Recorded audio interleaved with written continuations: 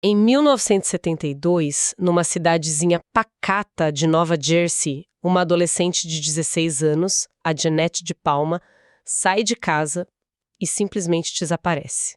6 semanas depois, a pior notícia.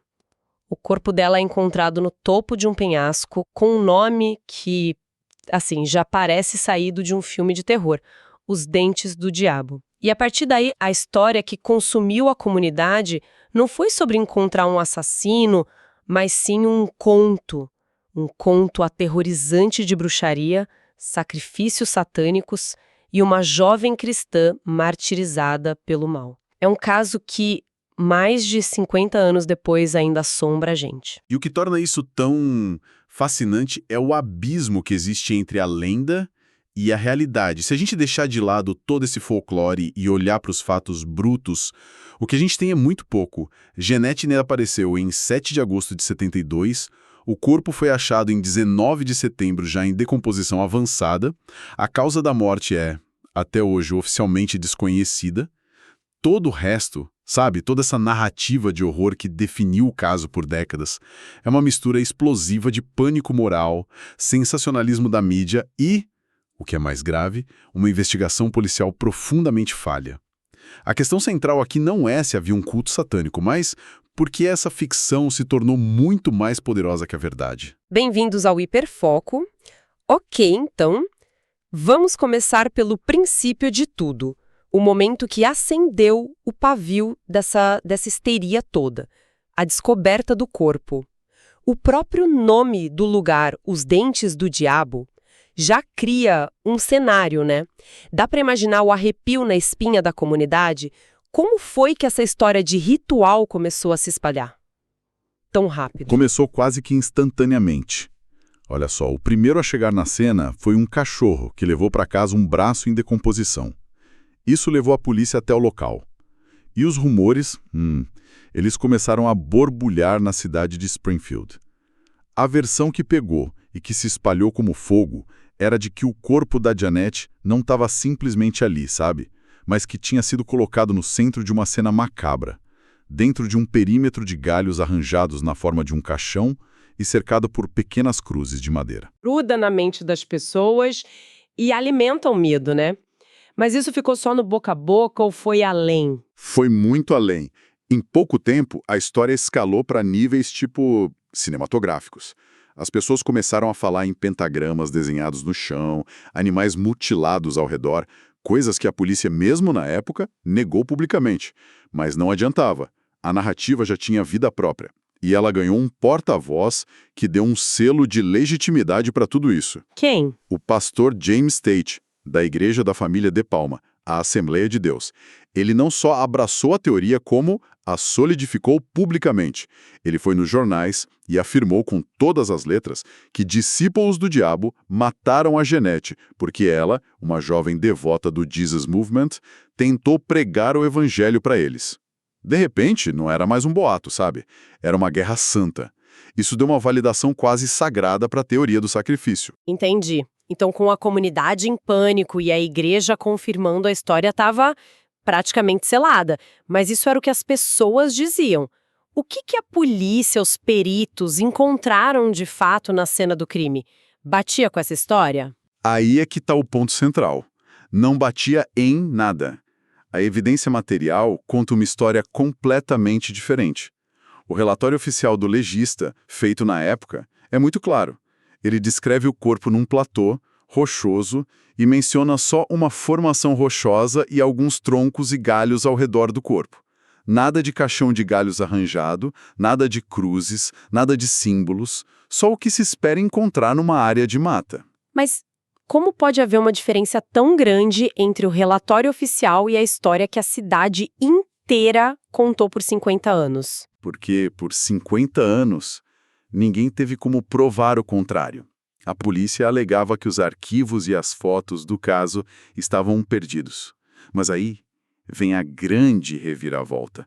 Em 2021, a revista Weird NJ, que investiga lendas urbanas e casos estranhos de Nova Jersey há décadas, finalmente conseguiu obter as fotos originais da cena do crime.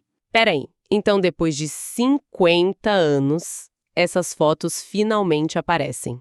Qual foi o choque? Elas confirmaram a história do ritual ou jogaram tudo por terra? Jogaram tudo por terra, de forma categórica. As fotos mostram exatamente o que o legista descreveu: o corpo da Jeanette num platô rochoso, com galhos e folhas caídos naturalmente ao redor. Nenhuma cruz, nenhum caixão de galhos, nenhum símbolo ocultista. A imagem que aterrorizou uma cidade por meio século, que definiu a morte de uma garota, era uma completa fabricação. Isso é inacreditável. Então a cena do crime, o ritual, foi tudo inventado? Como isso foi parar nos jornais com tanta força? Porque a mídia comprou e vendeu a história mais sensacional. Jornais como o Star Ledger publicaram manchetes tipo "Menina sacrificada em ritual de bruxaria". Eles usavam o ponto de interrogação para se proteger, né? Mas a mensagem era clara. Eles não estavam noticiando um fato. Estavam vendendo uma história de terror porque sabiam que isso vendia jornal. E a própria polícia, em vez de controlar a narrativa com fatos, parece ter sido contaminada. Como assim, contaminada? A polícia embarcou nessa história? Totalmente. Chegaram ao ponto de levar uma mulher que se dizia bruxa ao local do crime para que ela analisasse a cena em busca de vestígios satânicos. Pensa no absurdo disso. Em vez de uma investigação de homicídio padrão, com detetives, perícia, busca por evidências físicas, eles estavam na prática participando de uma caça às bruxas. A investigação já nasceu completamente comprometida por essa histeria. É impressionante pensar nisso. O foco foi desviado desde o primeiro minuto. E o que me parece mais trágico é que, nesse processo, a própria Jeanette desapareceu uma segunda vez, não é? Ela deixou de ser uma pessoa para virar um símbolo nessa caça às bruxas. Exatamente. A vítima real foi esquecida no meio do pânico. E é importante resgatar quem ela era. Jeanette de Palma. Era uma garota de 16 anos, de uma família ítalo-americana religiosa. Ela estava muito envolvida com o Jesus Movement, um movimento cristão que era bem popular entre os jovens na época.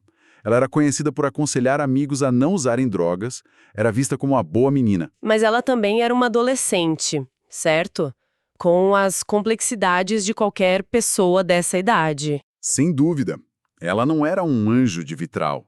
Era uma adolescente comum dos anos 70, gostava de rock, frequentava festas e, segundo alguns relatos, pegava carona de vez em quando, um hábito que era muito mais comum e visto como menos perigoso na época. O pânico satânico apagou essa complexidade toda. Ou ela era a santa imaculada sacrificada por satanistas, ou, para uma minoria que queria difamá-la, uma praticante secreta de ocultismo que teve um fim trágico. Nenhuma dessas versões permitia que ela fosse só uma garota de 16 anos cuja vida foi roubada. E essa desumanização tirou o foco do que realmente importava: encontrar quem fez isso com ela. O que nos leva à investigação em si, ou à falta dela. Você mencionou que os arquivos do caso desapareceram. Como isso acontece? Essa é uma das partes mais suspeitas de toda a história. Por anos, a desculpa oficial da polícia de Springfield foi que os arquivos do caso De Palma foram destruídos em 99, na enchente do furacão Floyd. Uma resposta bem conveniente, certo? Uma fatalidade. Parece conveniente demais. E era, porque um detetive que trabalhou no caso nos anos 80 veio a público e disse que os arquivos já estavam desaparecidos em 1984, 15 anos antes do furacão. Ou seja, alguém, em algum momento, fez esses arquivos sumirem. E isso é só o começo da cascata de falhas institucionais. É inacreditável que os arquivos de um caso de assassinato simplesmente evaporem. Mas pelo que eu li nas fontes, esse não foi o único absurdo. Teve um erro ainda mais básico com a prova crucial, não é? Sim, um erro processual que hoje seria impensável. A bolsa da Jeanette, com todos os seus pertences, foi encontrada a poucos metros do corpo. Pensa no potencial dessa evidência. Podia ter DNA do agressor, digitais, pistas sobre os últimos momentos dela. E o que a polícia fez? A bolsa nunca foi registrada oficialmente como evidência. Ela simplesmente não consta nos registros. É como se nunca tivesse sido encontrada. É de uma incompetência assustadora. E, enquanto a polícia perdia arquivos e ignorava evidências, eles chegaram a ter algum suspeito real, Alguém de carne e osso? Eles tiveram um foco breve num homem apelidado de Red, que era conhecido por viver num acampamento improvisado ali perto. Ele sumiu logo depois do corpo ser encontrado, o que o tornou suspeito. Mas ele foi localizado, interrogado e liberado. A polícia concluiu que ele não tinha relação com o crime. E com a narrativa satânica dominando tudo, as pistas convencionais esfriaram rapidamente, e o caso foi, na prática, arquivado. E o mais assustador é que esse caso parece ter sido um ensaio para o que viria depois, né? O pânico satânico explodiu nos anos 80. Exatamente. O caso De Palma foi um presságio trágico.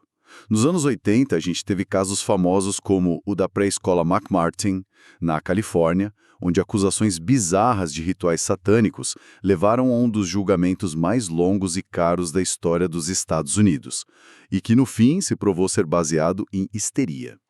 Essa mentalidade não era só do público, ela estava se infiltrando nas instituições. Você quer dizer que a polícia era formalmente treinada para acreditar nisso? Sem dúvida.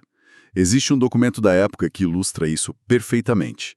Um manual de treinamento da polícia de Glendale, também na Califórnia, sobre investigação de crimes ocultos. É uma pasta de museu da histeria. Ele ensinava os policiais a identificar suspeitos com base em perfis psicológicos vagos como inteligentes, curiosos, com baixa autoestima. Basicamente, qualquer adolescente um pouco diferente do padrão. Exato.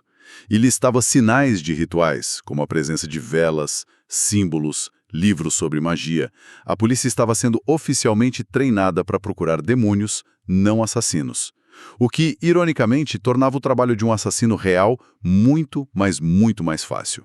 Enquanto todos olhavam para o diabo, o verdadeiro monstro podia agir sem ser notado. O que nos traz de volta para o caso da Janet, com a história do ritual completamente desmentida pelas fotos, onde isso deixa a investigação hoje. Se não foram satanistas, quem foi? Essa é a pergunta de $1 milhão. E nos últimos anos, um nome emergiu como o suspeito mais plausível. Um nome que a polícia deveria ter investigado lá em 1972. Richard Kottingen. O assassino do torso. Um dos piores serial killers da história da região. O próprio. Ele era extremamente ativo em Nova Jersey e Nova York exatamente em 1972. O perfil dele se encaixa com uma precisão assustadora. O método preferido dele era estrangulamento, o que bate com a suspeita do legista no caso De Palma, que não pôde ser confirmada pela decomposição. O alvo dele eram mulheres jovens. E o mais importante, em 72, o mesmo ano da morte da Janet, ele confessou ter matado pelo menos 2 outras jovens que foram estranguladas e deixadas em áreas arborizadas. O padrão é idêntico. A semelhança é impressionante. Mas existe alguma conexão direta dele com o caso De Palma ou é tudo circunstancial? E aqui é onde a história dá mais uma reviravolta. A conexão mais forte veio do próprio Kottingen. Na primavera de 2021, já cumprindo múltiplas sentenças de prisão perpétua, ele contatou um jornalista que estava escrevendo sobre o caso. Nas conversas, ele deu a entender, de forma bem clara, que sequestrou a Janet enquanto ela pegava a carona. Ele confessou? Não com todas as letras, ele é manipulador, mas ele deu um detalhe que é crucial. O fato da Janet pegar carona não era uma informação amplamente divulgada na época.